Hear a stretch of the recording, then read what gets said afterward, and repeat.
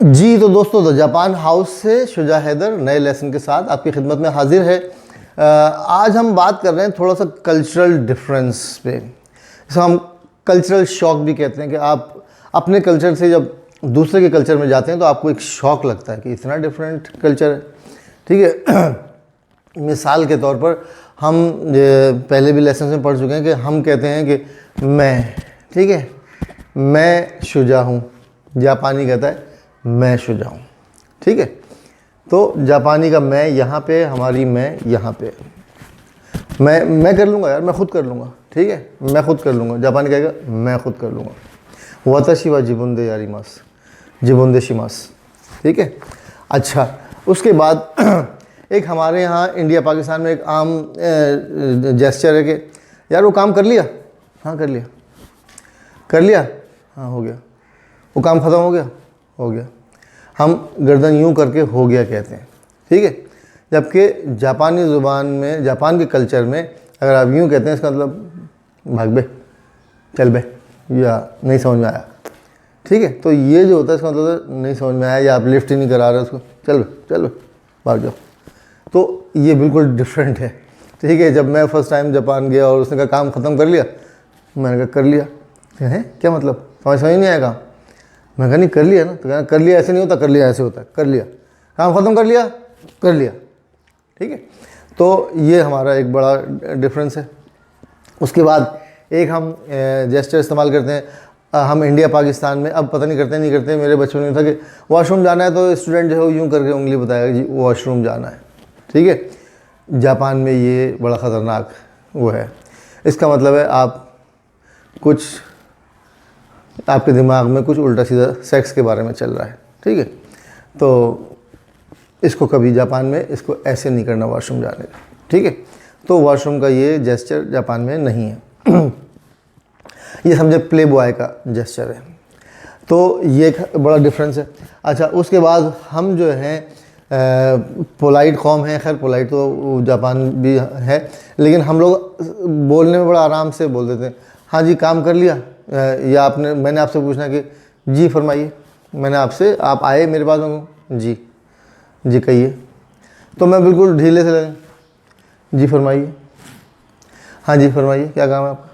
तो हम थोड़ा सा रिलैक्स मूड में, या किसी से जब कोई आ रहा है हमसे तो हम रिलैक्स मूड में उससे पूछते हैं जी पूछिए क्या पूछना है।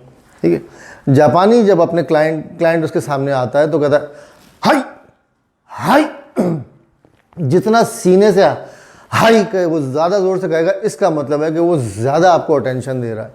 मुझे याद है फर्स्ट टाइम जब मैं जापान गया तो दूसरा दिन था मेरा जापान में, नीचे में सब्ज़ी लेने के लिए गया तो वो मैं जब खड़ा हुआ तो जब वो जो सेल्समैन था उसने कहा हाई, उसने इतने ज़ोर से हाई कहा कि मैं समझा शायद मैं कोई गलत जगह खड़ा हो गया हूँ या मुझे नहीं खड़ा होना चाहिए, मैं हट के ऐसे खड़ा हो गया।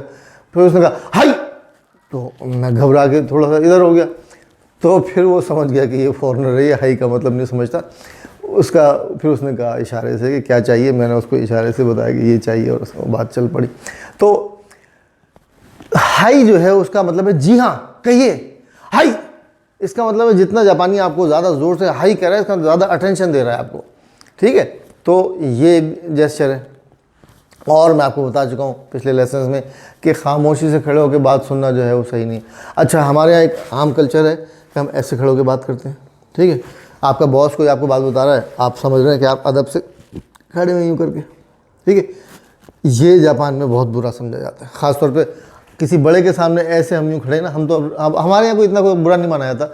अगर आप मुझसे बात कर रहे हैं और आपने ऐसे हाथ पीछे खड़े किए हुए, पीछे बांधे हुए, तो ठीक है चलता है, इसमें कोई मुदाखा नहीं है। लेकिन जापान में ये जो है पीछे हाथ बांधना जो है ये बहुत बुरा समझा जाता है। मतलब आप सामने वाले को बिल्कुल डिग्रेड कर रहे हैं, लिफ्ट नहीं करा रहे उसको। ठीक है, तो ये चीज़ जो है वो नहीं चलेगी। हाँ, यूँ जो हम करते हैं ऐसे आप दोनों हाथ बांध के ऐसे खड़े हो, ये ठीक है। लेकिन अगर आप ऐसे हाथ बांधे खड़े होते हैं, ये ठीक नहीं है। ठीक है, हाथों को आपने यूँ बांधना है, जैसे हम लोग प्रेयर में खड़े होते हैं मुसलमान आमतौर पे हाथ बांधते हैं तो यूँ करके बांधते हैं, तो जापान में भी अदब का तरीका यूँ है। लेकिन यूँ करके हाथ ऊपर की तरफ बांध के खड़ा होना सही नहीं है। ठीक ठीक है। आप रिलैक्स मूड में हैं, दोस्तों में हो, एक अलग बात है, लेकिन जब आप ऑफिशियल प्लेस में हैं, आप बॉस के सामने खड़े हैं या क्लाइंट के सामने खड़े हैं, तो आप ये हरगिज़ नहीं कर सकते। तो ये छोटी छोटी बातें हैं, इनका ख्याल रखिए और मेहनत कीजिए। देखें, लैंग्वेज के साथ साथ लैंग्वेज सीखना सिर्फ मकसद नहीं है, लैंग्वेज के साथ साथ हमें ये समझना है कि जापानी ज़ुबान बोलने वाले जो निंगन हैं यानी लोग हैं, उनका सोचने का अंदाज़ क्या है। अगर आपको ये नहीं मालूम होगा कि जापानी सोचता किस तरीके से है, तो आपको कितनी भी अच्छी लैंग्वेज आती हो, आप मार खा जाएंगे। पिछले लेसन में मैं बता चुका हूँ इसके बारे में कि आप समझ रहे हैं कि मैं समझ रहा हूँ कि जनाब मुझे बहुत अच्छी जापानी आती है, लेकिन जब मैं जापानी से इंटरेक्शन करता हूँ तो पता चलता है कि वो मेरी बात का बुरा मान जाता है। तो क्यों?